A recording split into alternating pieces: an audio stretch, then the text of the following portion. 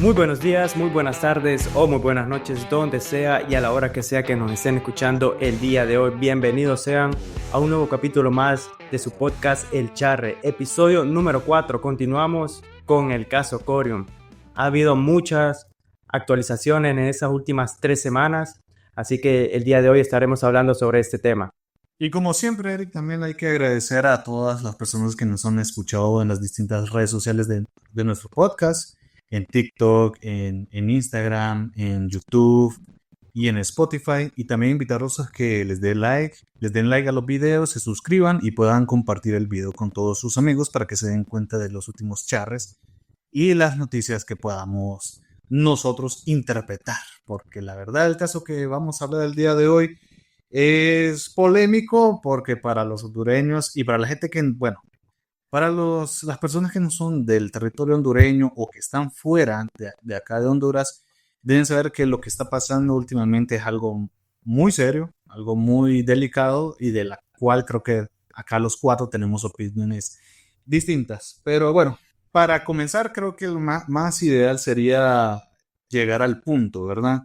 Vámonos de un solo con el tema que queremos saber y es el siguiente. ¿De verdad una deuda privada debería ser pagada con fondos públicos? Ahí se los dejo.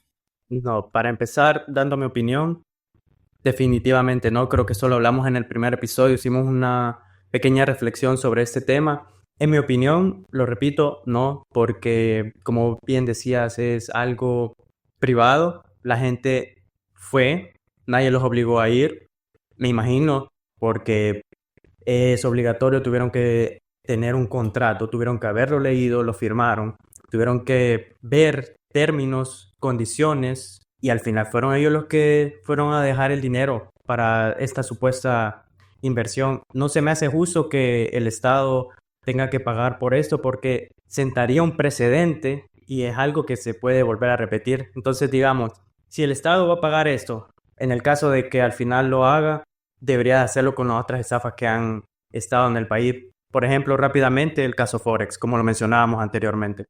En contraste con lo que vos decís, no sé en qué tanto esto sea una deuda, porque realmente, según lo entiendo yo, no es una obligación del Estado, porque no fue una obligación que el Estado adquirió.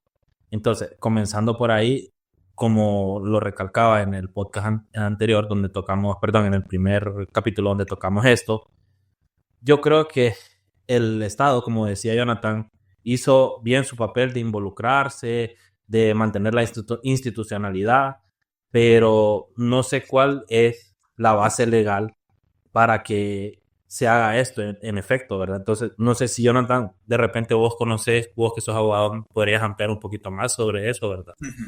Miren, para empezar hay que separar dos cosas que comete el Estado cayó en un error. En primeras, el presidente de la Comisión Nacional de Banca y Seguro sale dando su opinión y estableciendo de que ahí no hay una comisión de un delito, cuando no es el ente encargado de establecer si hay o no hay delito, cuando es el Ministerio Público el encargado de establecer ahí si está la comisión del delito. Posteriormente sale el vocero del Ministerio Público, el fiscal general, y él establece que el dinero se le va a devolver a la gente. Cuando el Ministerio Público no tiene facultades de devolución de dinero. Una vez que se incauta este dinero, se entrega a la OABI, que es la Organización de Bienes Incautados, y posteriormente a ello, antes de entregar dinero, eso tiene que hacer, hay un proceso judicial. En este caso, lo que se está buscando hacer como el Estado es que se está presentando un proyecto de ley ante el Congreso para que se puedan crear la vía de entregar este dinero. Realmente, como nosotros hacemos la pregunta, ¿es viable que que el gobierno entregue el dinero? Yo diría no, porque no hay competencia de él, porque aquí es una relación entre privados, entre una persona natural y una persona jurídica. Entonces, el Estado no puede intervenir, si bien es cierto, el Estado es el garante de la seguridad económica y social y todo eso, pero las relaciones entre privados, el Estado no puede intervenir. Si a vos te estafaron, si vos cometiste un error, si hiciste un pago indebido, el Estado no puede venir y decir, yo voy a cubrir este error que ustedes tuvieron. Fíjate que sí, voy a tomar la palabra. Yo me di cuenta de dos cosas que estuve viendo en los últimos días, que uno, necesito que ustedes me lo comprueben porque yo solo lo vi y le di scroll a mi celular, que supuestamente se había dicho de que el gobierno actual va a devolver este dinero con fondos públicos porque es garantía, como vos decís, del gobierno salvaguardar la seguridad económica, la seguridad de las personas y que por eso, de manera constitucional, quieren hacer como esa devolución. Eso es absurdo, eso para mí es muy absurdo, porque vengo a lo segundo.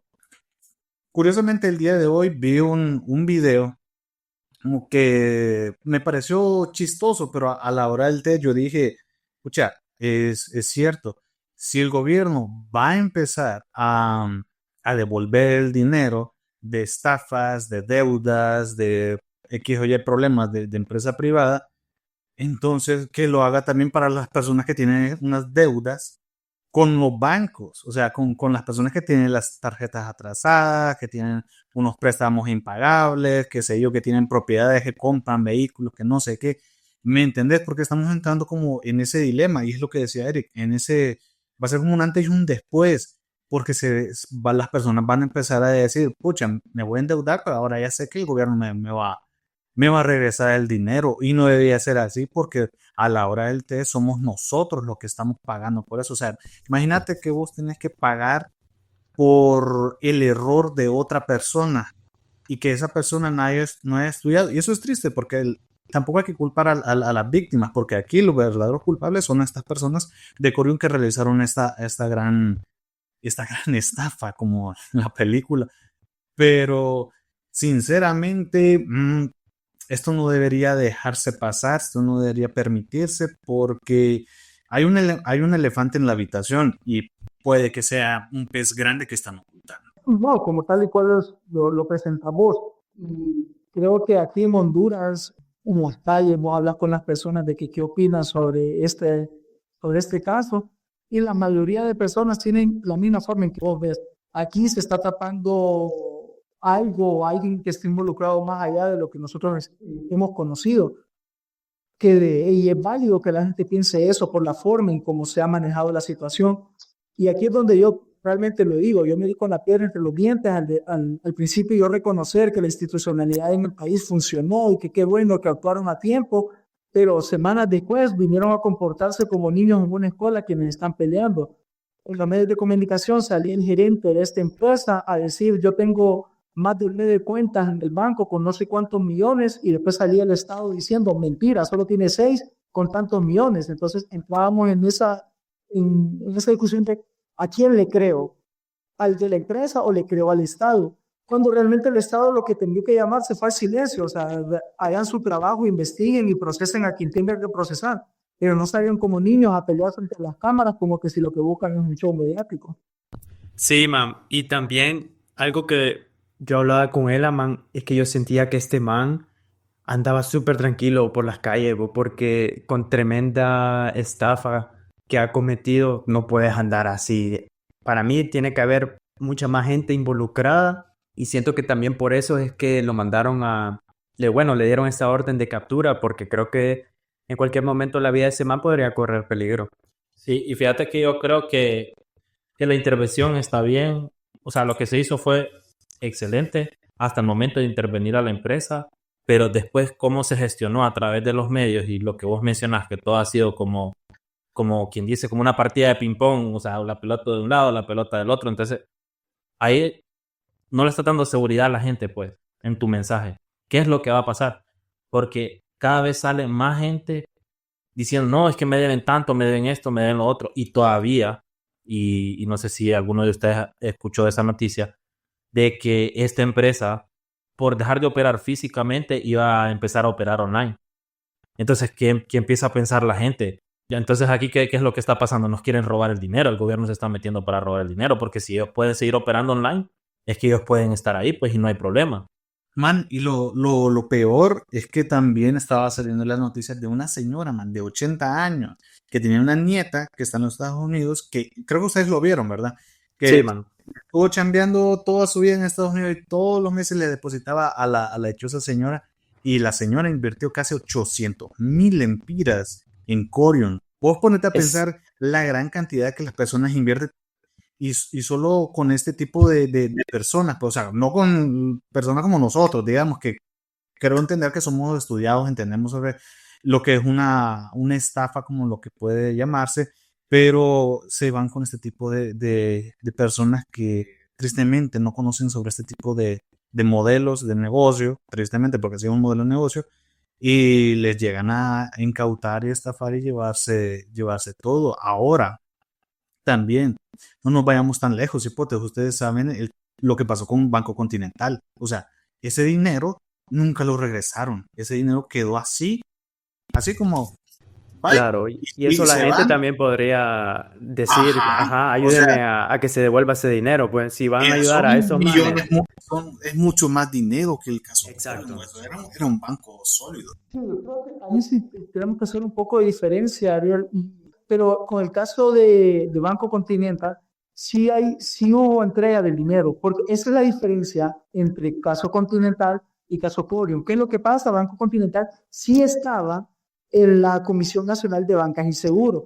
Todos los bancos que son regulados por la Comisión tienen vamos a llamarle de forma vaga, una protección en dado de que se vayan a quiebra, en caso de que sean así. ¿Qué es lo que pasa? A todos los cuentavientes que tenía el Banco Continental, sí se les regresó su dinero. Todos los préstamos que tenía la gente en Banco Continental pasaron de ese banco a otro banco, porque ya la comisión eso sí lo tiene bien regulado. Con Cory no se puede hacer lo mismo, porque Cory no estaba adscrito a nada, no tenía un respaldo ninguno. Y aquí es válido lo que vos me decís, porque inclusive si analizamos dónde estaba Corium, Corium estaba en Cholono, su oficina principal, la mayor parte de aportantes que tenía Corium eran de las maquilas, del sector obrero de Cholono. Pero ayer hablábamos con unos abogados y decíamos que la mayoría de cuentavientes que tenía Corio o inversionistas, como ellos le quieren hacer llamar, muchos de ellos también hay profesionales. Detrás de los inversionistas, según se dice entre pasillos, está el alcalde mismo de Choloma. Hay abogados, hay ingenieros, hay agentes de la policía que también tenían su dinero invertido en Corio. ¿Qué te quiero decir con esto? No podemos decir entonces que solo la gente con exponencia de la materia fue la que cayó, sino que la gente también ambiciosa de dinero, que de por sí tal vez tienen su salario, que quizás no ganan aquel montón, pero les presentan una forma de ganar dinero fácil y allá van. Y como te digo, o sea, al final de cuentas, esto no es de culpar a la gente, pero tampoco es de desconocer y decir, pucha, yo entiendo al obrero que en su necesidad de buscar dinero cayó en las palabras de alguien que le comió, como nosotros decimos aquí, el oído. Pero hay de aquella persona que se es estudiada, que aunque no haya estudiado finanzas, pero yo creo que nosotros aquí por lo menos pasamos el colegio y con el colegio nos enseñaron de que nadie te va a regalar el dinero. Entonces ahí es donde decimos, sí tiene cierta culpa también la gente, porque nadie te regala dinero. Sí, y también podría decirse que para pensar de que, digamos, esta gente quiso meter ese dinero ahí, quiso confiar en esa financiera. También recordemos que Corium tenía, si no me equivoco, 7 años operando. Entonces vos decís, ok, esa financiera tiene 7 años, no había tenido algún acto que llamara la atención hasta ahora, pues. Entonces eso quizá a la gente también le dio como esa pequeña seguridad, ¿me entiendes? De decir, ok, podremos intentarlo, no ha habido nada extraño con esta financiera, podemos ver qué onda. Fíjate que yo aquí quiero traer el caso de alguien especial. No sé si ustedes han escuchado el caso de Madoff. No sé si ustedes han escuchado o tienen una idea de eso. Bueno, ese es el caso de esquema Ponzi más grande que ha existido en toda la historia. Fue un caso por el cual se estafó a un montón de gente en Estados Unidos por un valor como de 70 mil millones de dólares. O sea, estamos hablando prácticamente de la economía de varios países de Latinoamérica juntos. ¿Y quiénes estaban incluidos o quiénes fueron estafados en ese lugar?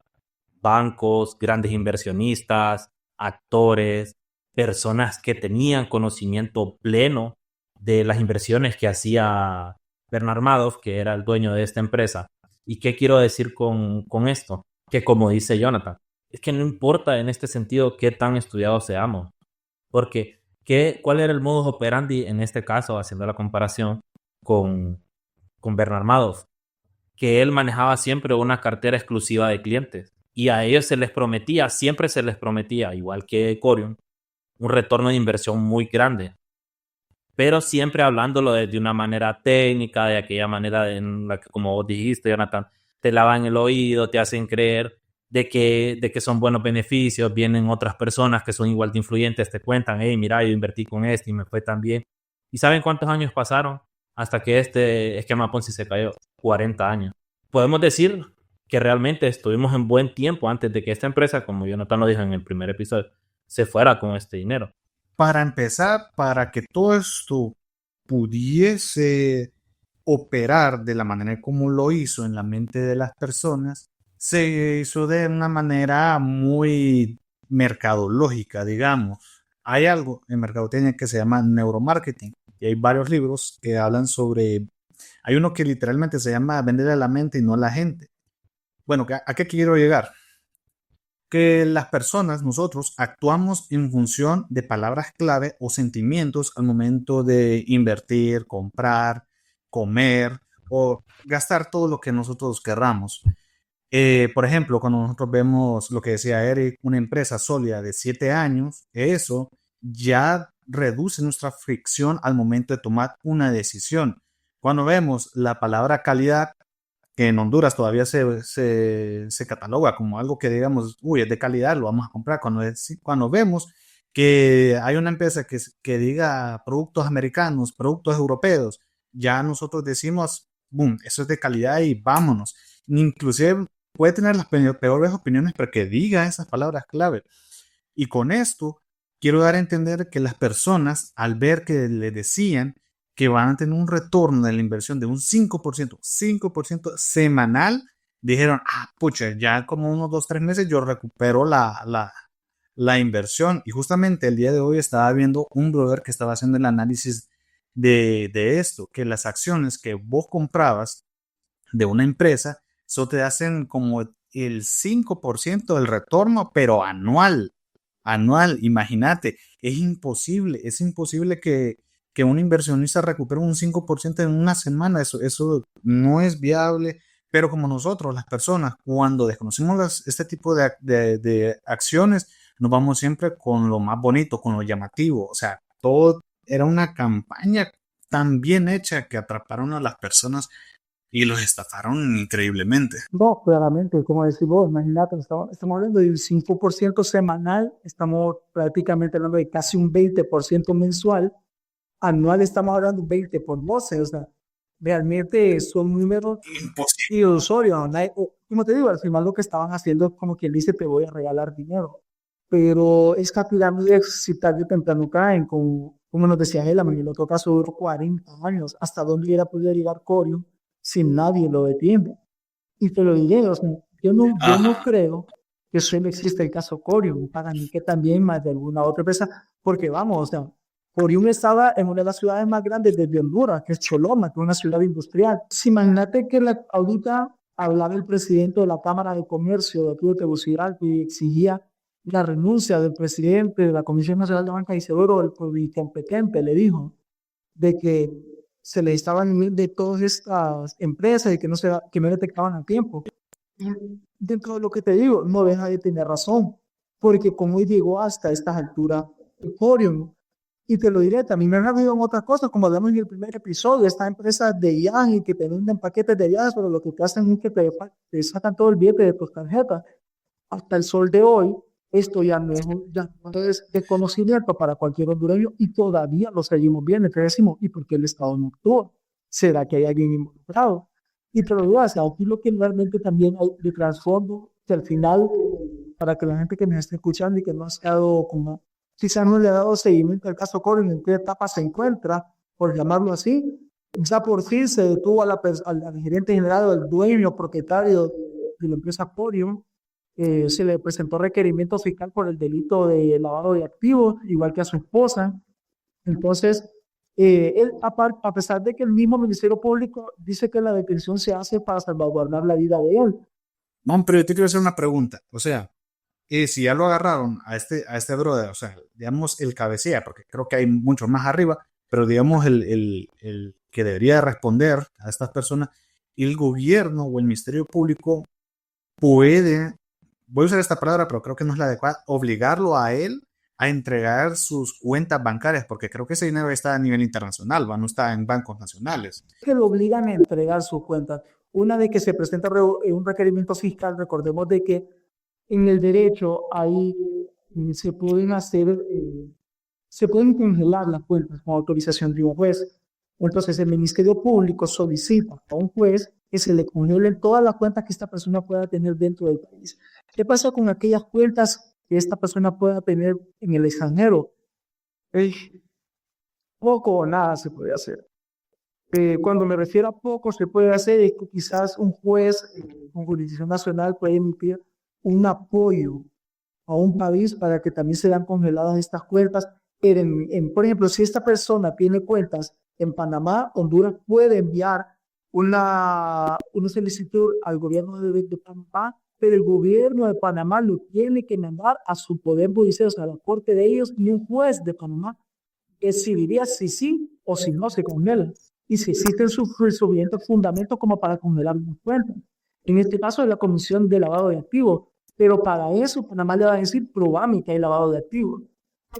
Vamos a ver, para que también la gente entienda un poco en contexto qué es lavado de activos. O sea, ¿por qué se le está acusando de lavado de activos? Lavado de activos, nosotros aquí nosotros hacemos un chiste, que aquí son tantas leyes para todo, pero eso no es malo, eso es más bien bueno porque el derecho evoluciona. Entonces, aquí hay una ley especial para lavado de activos. Y la que establece que el lavado de activos es cuando vos haces una actividad con fines legales para cubrir cómo estás obteniendo las cosas ilegalmente. O sea, todo es bien. Por eso se llama delito. Todos estos activos los obtenés de una manera ilegal, pero vos montás algo legal para justificarlo de dónde provienen, cuando no vienen de manera legal, sino de manera ilegal. Dentro de estos delitos de lavado de activos también existe el delito de testaferro. ¿Quién es la persona testaferro? Aquella persona que presta ya sea su nombre en contratos para crear empresas, para establecer sociedades y ayudar a aquella persona a justificar aquellos fondos que se obtienen de manera ilícita. Al final, por este delito están presentándole requerimiento fiscal al gerente de Corio por lavado de activos, porque él tiene que justificar la obtención de todo este dinero. Como te digo, o sea, todavía está nada más en una denuncia y está en un requerimiento fiscal, todavía no es culpable de lavado de activos. Porque ¿qué pasa si a él en sus cuentas le incautan 90 millones de lempiras? Y él dice, es que yo tengo 90 inversionistas que me dieron $1 millón cada uno. O sea, lo justificó, entonces no hay lavado de activos. El caso es que si él dice, tengo 10 inversionistas, pero tengo 90 millones de lempiras, y cuando ven los registros financieros de estos 10 accionistas que tiene Corio, no tienen la capacidad para tener 90 millones de lempiras. Entonces ahí es donde empieza a haber una investigación de lavado de activos. Lo mismo para su esposa tenía, si no me equivoco, 5 millones y algo en sus cuentas personales, también dinero de Corio. Entonces, ahí es donde cabe el delito de testaferro, porque ella presta su nombre y presta sus cuentas para que se pueda lavar este dinero. Entonces, es bien amplio el tema. Realmente yo diría que el Estado tiene un arduo trabajo, pero volvemos a lo mismo. El hecho de que el Estado diga, no se preocupen, nosotros les vamos a devolver el dinero con los fondos públicos, da todo el sabor de boca. Entonces, si esto vuelve a pasar el día de mañana, otra vez lo va a hacer el Estado. ¿No lo ves un poco populista por parte del Estado para quedar bien con la gente? Completamente. Recordemos también ustedes que estamos en un año electoral. Estamos en un año donde vamos a elecciones generales en el mes de noviembre. En este momento, todos, me refiero no solo a la gente que está en el gobierno, sino también a la oposición que está en campañas políticas. Este caso, como o te puede catapultar a tu éxito electoral o te catapulta o te sentencia más bien a tu triunfo. Entonces, aquí es donde vamos y yo digo, bueno, ¿qué está haciendo el gobierno al salir y decir, no se preocupen, les vamos a devolver el dinero? Populismo, como decimos, Enrique. Al final lo que quieren es calmar las aguas, calmar la gente y ustedes no se preocupen, nosotros como Estado resolvemos y de esta manera tenemos al pueblo tranquilo. Pero por otro lado también, sale la oposición y ataca al gobierno y dice, no, pero es que ustedes no pueden devolver el dinero a la gente y que no sé qué, porque ustedes no tienen esa capacidad y que con este dinero mejor se debería hacer otras cosas. Estamos en un año político, todas las posiciones son válidas. Sin embargo, si vamos a lo legal, que es lo que le compete en este momento, tal y como está la situación, el Estado no puede devolverle ni un centavo a esta persona. ¿Por qué? Porque no existen los fundamentos legales para que el Estado devuelva ese dinero. Por eso es que se está mandando un proyecto de ley al Congreso para devolverle este dinero. Y se lo digo, hasta este momento está en proyecto de ley. ¿Qué es lo que va a pasar si no se aprueba? No se le devuelve el dinero a la gente. Y este gobierno, ¿qué va a decir? No se le va a pagar el dinero a la gente porque los diputados de la oposición no quieren que se les pague. Y que va a decir la oposición es que se quieren robar el dinero. Entonces, aquí entramos en cuestiones mediáticas, en cuestiones de blanco y negro, que realmente es válida toda postura.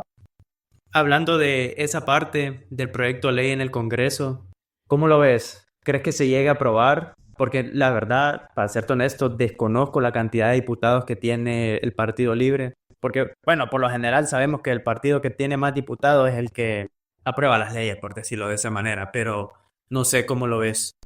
Creo que lo están haciendo bien desde el hecho de que lo mandan como proyecto de ley al Congreso y no digan, vamos a agarrar el dinero y simplemente le vamos a pagar.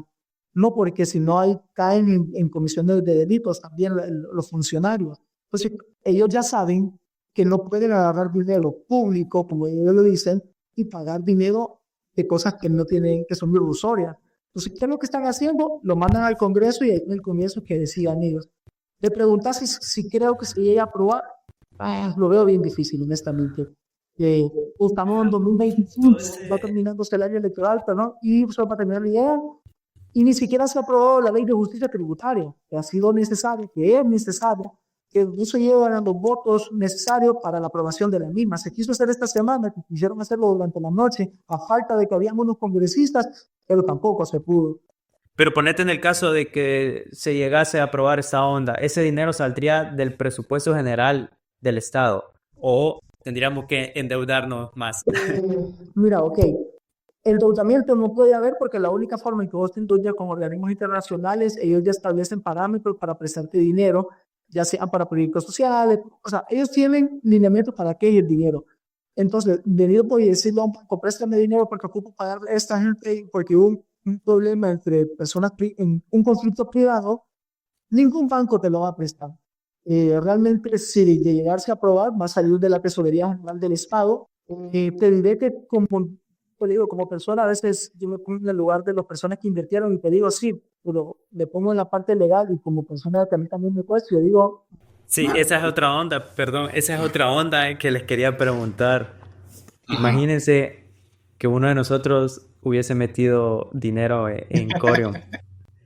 Ajá, ¿cómo estaríamos, man? Porque sinceramente tenemos que ver los dos puntos de vista. Nosotros estamos desde el lado en el que no estamos a No lo favor de hicimos. que, de que no lo Ajá. hicimos, no estamos a favor de que el Estado haga eso porque va a sentar un precedente y nosotros no tenemos culpa, pues. claro, Ah, es bien difícil no empatizar con estas personas. Exacto, pero sí. imagínate, uno de nosotros invierte o tenemos incluso un familiar que nos cuente, man, fíjate que invertí 100,000 lempiras en Corium y pasó esto. Nosotros estaríamos como, ay, ojalá que se resuelva todo eso, que el Estado les pueda ayudar, ¿me entendés? Nosotros ya somos personas adultas y somos dependientes de nosotros mismos, pero llegó un momento en nuestra vida que éramos dependientes de nuestros padres. Y como le decimos, imaginémonos que nuestros papás en su ignorancia hubieran metido su dinero a esta empresa y que de ese dinero depende nuestro futuro. Creo que nosotros diríamos, puta, ajá, o sea, sí es cierto, mis papás se equivocaron, pero pucha, lo típico, ustedes, miren, ve, aquí pasan muchas cosas de que vaya, por ejemplo, y lo quiero decir desde el punto de vista de no juzgando, pero vaya, por ejemplo, aquí hay gente que lastimosamente pierde su casa en un judicial, yo, por ejemplo, porque tuvo problemas de electricidad, y cuando llegan los medios de comunicación, nos entrevistan y dicen, no, que yo pido que el Estado me ayude. Entonces es bien difícil cuando vos estás en problemas y perdés tus cosas, no voltear a ver al gobierno y decirle, ayúdame. Entonces, pero ¿qué es lo que está pasando realmente ahorita? O sea, estas personas, yo creo, en su mayoría son conscientes de que la culpa de lo que les está pasando es de ellos mismos. pero en su desesperación y al saber de que esta empresa no les va a responder, voltean a ver al gobierno y le dicen, gobierno, ayúdame. ¿Qué tanto podemos juzgar al gobierno también y decir, no, no les ayuden? Cuando es fácil decirlo cuando no somos parte del problema. Yo lo que creo, man, es que tristemente creo que en este caso en particular ganaron los malos, man. Yo creo que esto no tiene solución, bo. Yo creo que esto ya digamos que está perdido. Míralo de dos puntos de vista. Uno, en el caso en que ni modo, no se recuperó y el gobierno no lo va a pagar.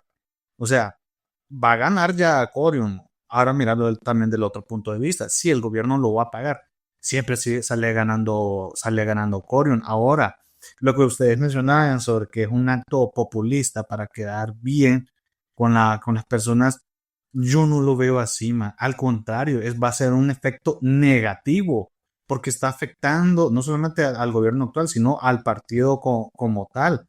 Porque ¿qué va a pasar? Las personas que no son partidarias, que no son parte de esto, van a sentir como, puta, entonces cualquier pendejo puede venir acá y el gobierno les va a pagar eso. Entonces vamos a hacer una tierra, porque esto va a ser se puede hacer una noticia internacional en que va a venir otro brother, va a poner otro esquema, creo que vos nos mencionabas, Jonathan, que puede volver a pasar, porque es algo que siempre ha estado en todos los países, en todas las naciones.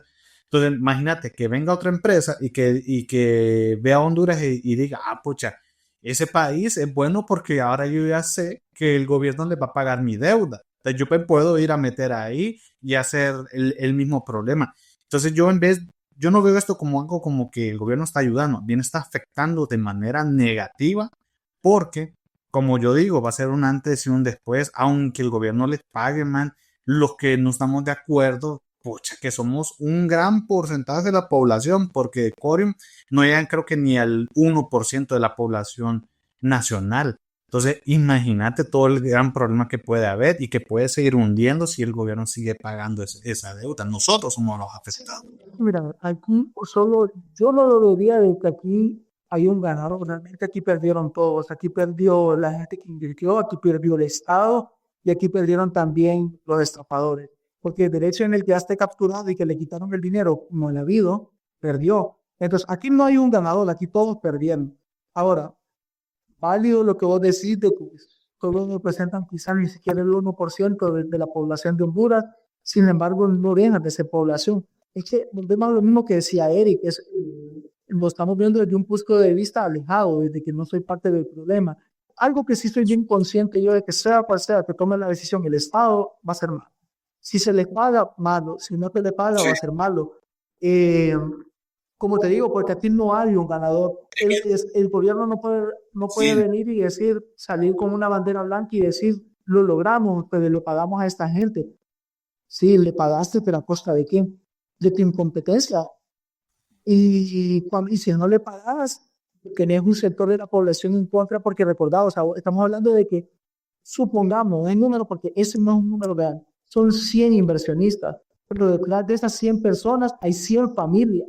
O sea, hay más personas que dependen de esas personas que decidieron meter su dinero. Entonces, hay un trasfondo económico bien grande. Lo mejor para mí, si me preguntan mi punto de vista personal, yo diría, lo mejor sería, ok, Italia, porque me da a pesar que es el dinero que perdió estas personas, pero el Estado tiene que crear políticas fiscalizadoras mucho más fuertes, estar pendiente más de aquellas empresas que están moviendo dinero, porque se los digo, ustedes, ir a un banco y meter más de 100,000 lempiras en un solo depósito, el banco a usted les tiende una hoja donde usted tiene que justificar de dónde provienen estos fondos. Si usted quiere ir al banco y retirar 1,000,000 de lempiras, el banco a usted les tiende esta misma formulario donde usted tiene que llenar y justificar los fondos y hacia dónde se dirigen estos fondos. ¿Y cómo es posible, dice uno, que yo, porque, ok, dentro de la ley de ahorro activos y dentro de la Comisión Nacional de Bancos y Seguros ya establecen montos máximos que una persona natural puede depositar, puede retirar? Sí. Si vos empezás a mover dinero Sí. fuera de estos montos, el banco viene y le reporta a la Comisión Nacional de Bancos y Seguros. La Comisión Nacional de Bancos y Seguros viene, entra, y ellos tienen una unidad que se llama unidad fiscalizadora.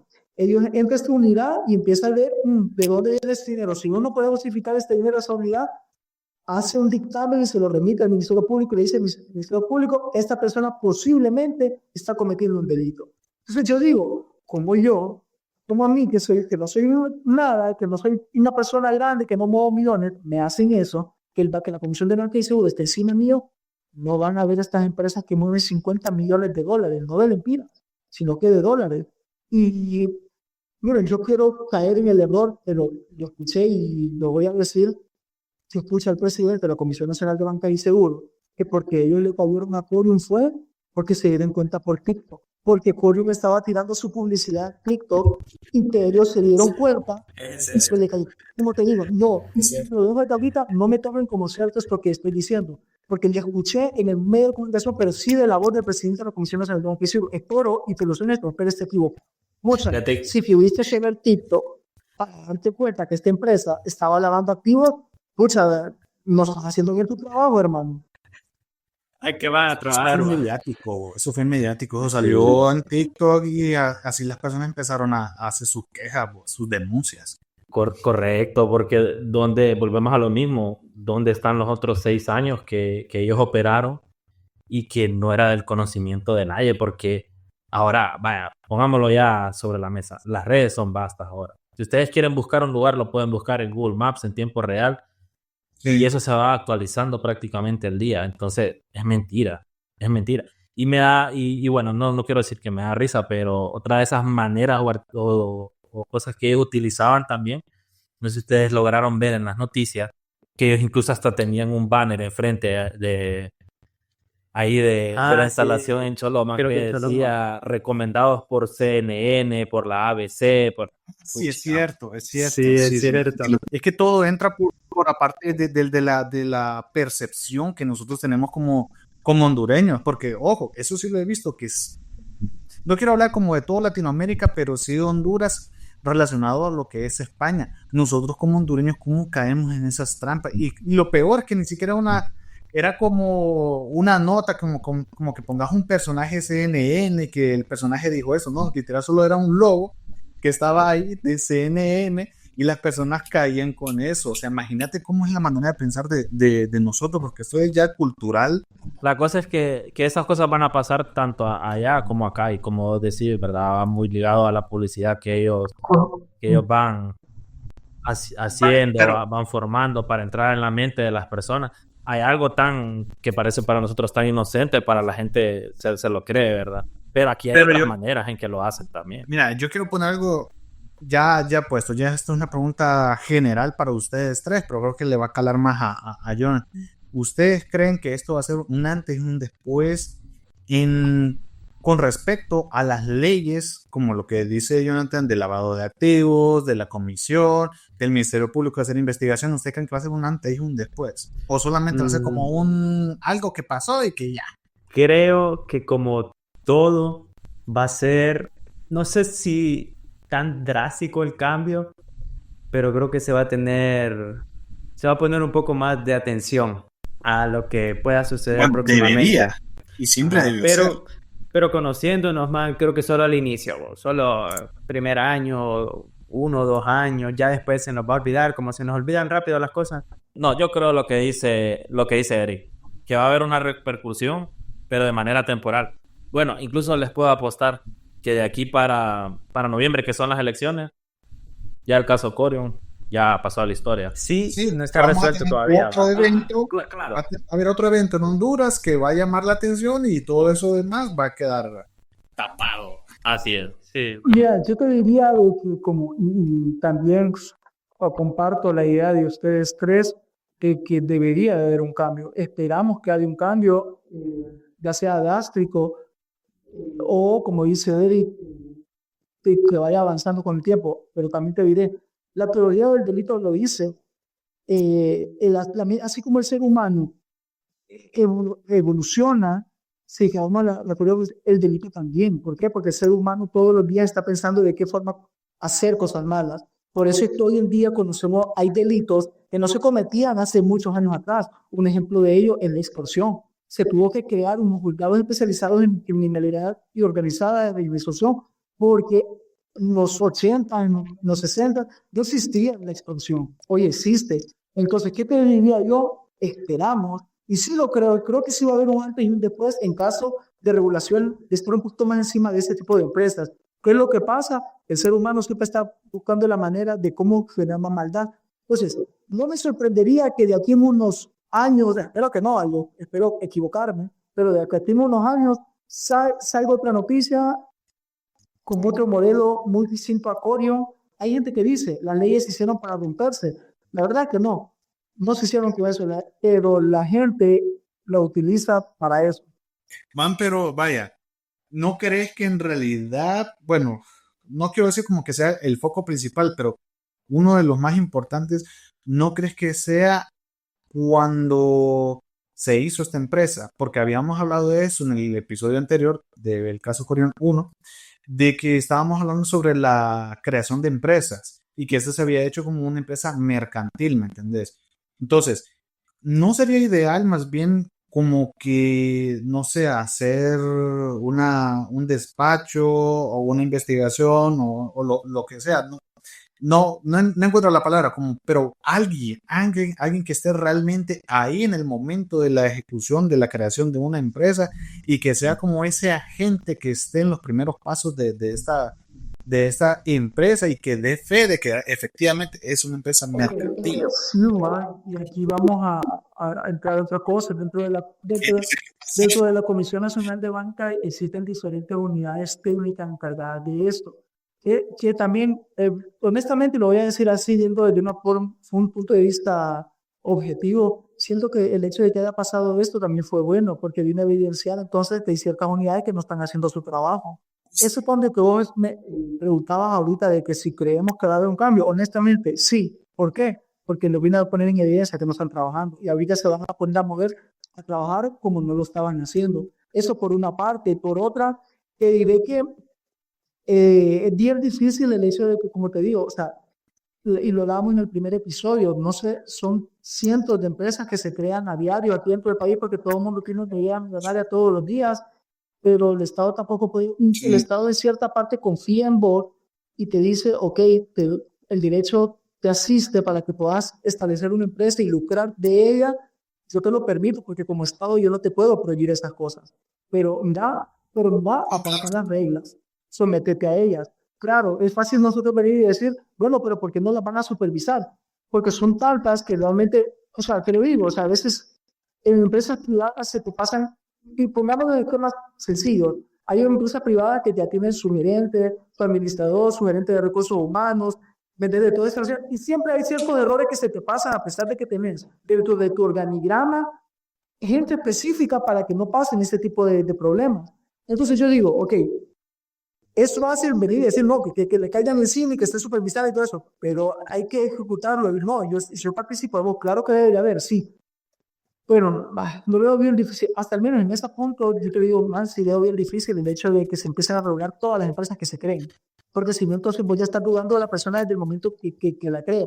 Y te lo digo, aquí existe más comerciante informal que el comerciante formal. ¿Cuál es un comerciante informal? El comerciante informal es aquel vendedor de chicles en la calle, aquel maestro que lleva lavando carros en la calle, aquella pintería, todos esos comercios son comerciantes informales porque no están constituidos, no pagan impuestos.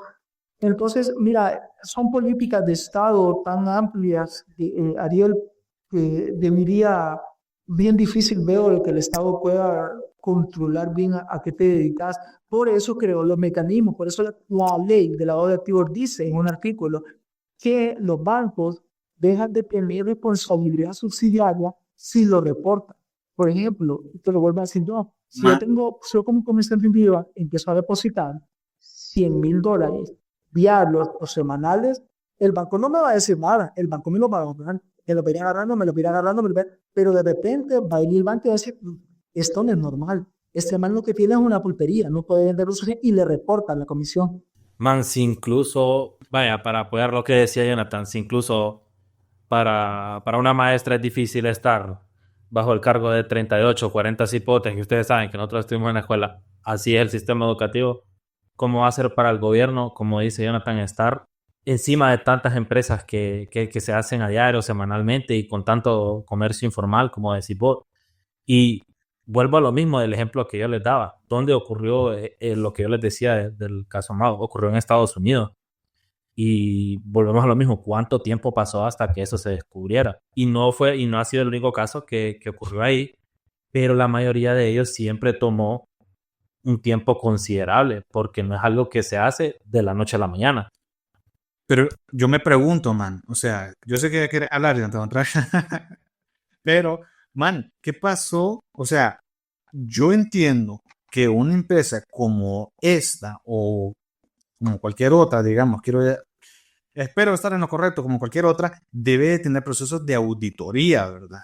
Un auditor debe llegar, ver y verificar que esta empresa está operando de manera adecuada. Si de verdad es cierto que estuvo 7 años, ¿qué pasó con ese auditor? Esas auditorías que se hicieron.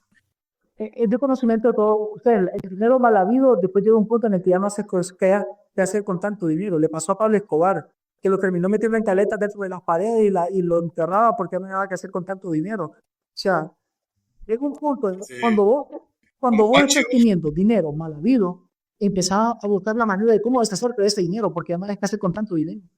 Ahora, vos me decís, ¿por qué tenemos una auditoría? Es que a eso vamos. Aquí hay una relación compartida entre el banco y la Comisión Nacional de Banca y Seguros. Recordad que la gente no deposita el dinero en la Comisión de Banca y Seguros. La gente deposita su dinero en el banco. Entonces, el banco es el que está obligado a reportar movimientos inusuales en cuentas bancarias. Porque dice la ley de lavado de activos que para que no haya una responsabilidad subsidiaria con estos terceros, deben reportarlo a tiempo. O sea, en cuanto identifican un movimiento financiero fuera de lo normal, ellos lo tienen que correr a reportar a la Comisión Nacional de Bancas y Seguros. Entonces, aquí es donde vamos y decimos, y volvemos a la pregunta, y como decimos, aquí ya estamos viendo un patrón. ¿Por qué la comisión actúa tarde? ¿Será que le están reportando tarde el banco? ¿Y por qué el banco reporta tarde? ¿Será que el banco también está llevándose su comisión? Y es lo que siempre se ha sabido. Y aquí, ustedes no meterme a problemas con lo que voy a decir aquí, por lo que nos escuchen y todo eso. Pero a final de conocimiento de todo el mundo, de que todo el mundo dice, el Banco Ficosa se ha prestado para lavado de activos durante muchos años, lo hizo con Orlando, lo hizo también Banco, ¿por qué esto se llama Banco Continental? Porque a través de Banco Continental fue donde se estaba lavando el dinero de los cachiros, y por eso es que los rosas están, porque el banco se le quitaron sus propiedades. Entonces, aquí vamos y decimos, aquí hay bancos que están dentro de eso. Pero como les digo, no quiero seguir indagando tan profundo en las cuestiones de los bancos porque, recordemos, mi Robert Cáceres no podremos ir por andar mencionando bancos. A ese man le vamos a sacar el clip ahí mencionando a Banco Ficosa. Le vas a poner un pip a todo lo que diga el man. No, yo creo que... pero es que es cierto. Yo creo que la verdad lo ideal sería como pasa en los restaurantes, que hay un inspector de salubridad que el man llega de sorpresa. Que son auditores, bo. Sí, por eso te digo, eso, o sea, sería lo ideal, pues que se tuviera un poco más de control en ese aspecto, que creo que se va a tener debido a este caso, pero ¿cuánto va a durar, verdad? Yo quiero volver a lo mismo otra vez, el caso que les expongo, porque tiene mucha relación y se entiende muy bien. Porque, ¿qué tenía esta persona? Que esta persona, Madoff, se va muy bien con todos los entes del Estado en Estados Unidos. Con todos los auditores, con todos los que están bajo el cargo de los corredores de bolsa y las bolsas más importantes. Entonces, también es por eso que se dice que quizá Corium hay gente de la política que está ligada a esto, ¿no? Sí, claro, como tal. Y Uh-huh. creo que no sabemos quiénes, pero siempre hay involucrados, man. Y la verdad es que cuando hay dinero de por medio, man, las amistades no existen. Y cuando una entidad económica o qué sé yo, un banco se presta para ese tipo de cosas, ¿qué es lo que hace? La empresa, que es como Corium, solo utilizan como un monigote. O sea, ahí lo van a tener y van a hacer como que nunca hicieron negocios, como que nunca se tomaron las manos y ahí lo van a dejar a su suerte.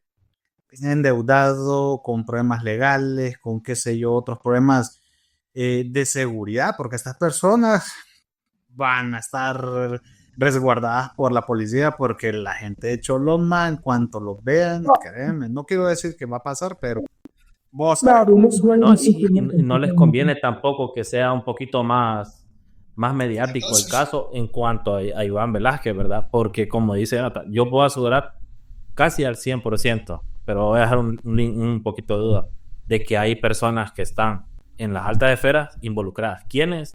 No sé. Fíjate que yo hablaba con un tío ayer, justo ayer en la noche, íbamos en mi carro platicando sobre este tema y él también me planteaba lo mismo, me decía, sobrino, yo creo que aquí hay más gente involucrada.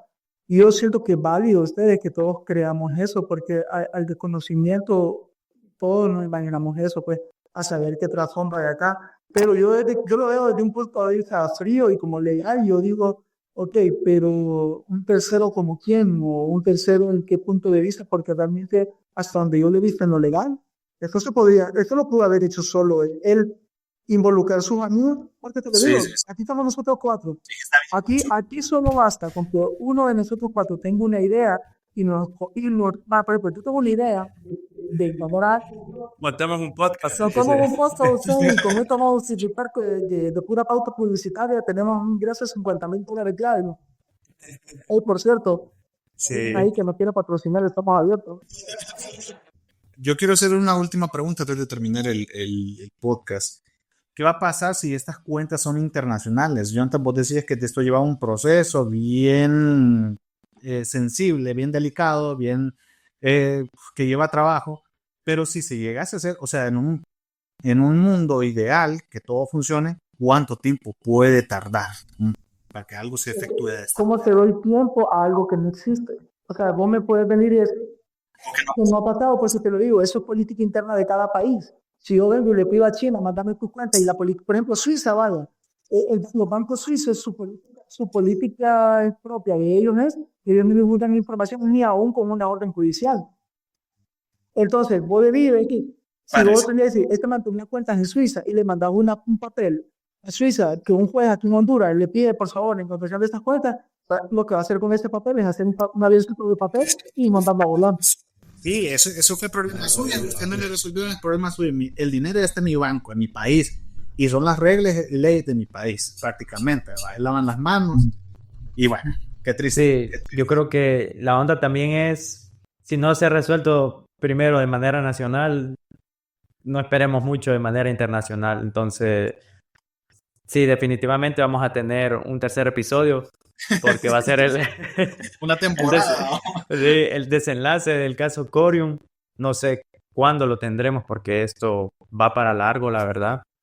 Pero pues yo diría, Eric, que sería bueno que la gente en los comentarios nos pongan si quieren que les desarrollemos un poquito más de Corium. Inclusive dejamos abierto a que si a ustedes les gustaría que desarrollemos algún tema en específico, también lo dejen en los comentarios y nosotros claramente los vamos a leer y vamos a ver qué podemos hablar. Como lo dijimos desde que iniciamos este proyecto, no somos expertos en nada, pero nos llega a hablar de todo. Sí. Pueden ser casos hasta internacionales, porque fíjate que aquí, la verdad, a mí me hubiese gustado hablar sobre el caso que pasó ahorita de lo que pasó con la muchacha de México. No sé si lo vieron, ¿no? De la TikToker. Interesante. Sí. Incluso. Sí, la verdad es que tenemos muchos episodios en mente. Creo que este surgió de manera espontánea porque otra vez fue el boom. Caso Corium esta semana en los medios, en las redes sociales. Pero bueno, veremos si tenemos el próximo episodio. No sé dentro de cuánto, pero espero que por lo menos este les haya gustado. Así como el primero, porque el primero recibió un muy buen recibimiento. La verdad todavía sigue generando visitas. Y lo repito, espero que les haya gustado, que le den me gusta, lo compartan, se suscriban, recomienden también temas porque nos encanta hablar, la verdad nos encanta charrear de esta manera. Bueno, y con esto nos despedimos agradeciéndoles a cada uno de ustedes y también a la alineación titular y los esperamos el siguiente lunes, siempre a las 6 de la tarde. Muchas gracias. Hasta luego.